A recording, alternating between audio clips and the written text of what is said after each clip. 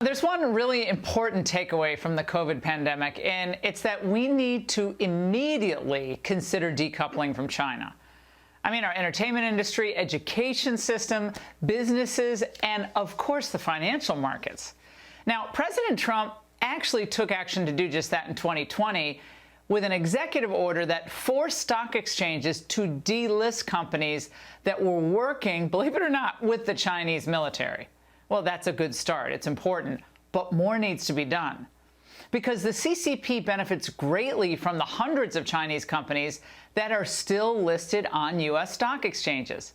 Now, this is why my next guest is calling on President Biden to expand the Trump executive order and make sure that it extends to all Chinese companies aiding the CCP, not just the ones directly tied to the Chinese military. Joining me now is Michael Stumo, the CEO of the Coalition for a Prosperous America. Michael, a lot of people are afraid to say this out loud, but do you think there could be a groundswell building now, given everything we know about China's long-term goals, to delist completely these companies? Yes, I really do. In fact, Congress passed a law last year that said that any Chinese company that doesn't comply with our securities laws, and they don't, within 3 years, need to be delisted. But in the meantime, we're helping Wall Street's actively helping Chinese Communist Party owned or influenced companies raise trillions of dollars, as you said, the New York Stock Exchange, other capital markets. Those are companies building weapons to threaten U.S. troops, helping the CCP commit genocide, building dirty coal plants to produce cheap solar panels, and advancing their plan to dominate the industries of the future at the exclusion of our workers. Well, Michael, we just learned how involved China is in our media. Now, new documents filed with the DOJ reveal that China Daily paid more than $1.6 million for advertising campaigns in Time Magazine, the LA Times, Financial Times, and Foreign Policy Magazine. It also paid another $1 million to American newspapers to print copies of its own publications. Now, Chinese state-run media paying our news organizations to print propaganda. That's how desperate our media happen to be for ad dollars. But what are we actually accomplishing here, Michael?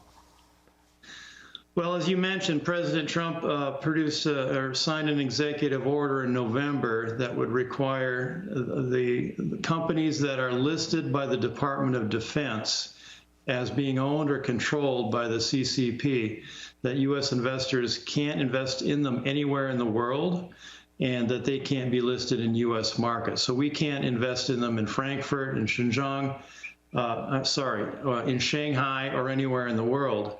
That's the first time we've ever done sanctions against Chinese companies. So last week, China Mobile, China Telecom, and China Unicom were finally determined to have to be delisted from the New York Stock Exchange. That's a good start. We're worried that President Biden, we want him to continue that and to broaden it to companies that are military.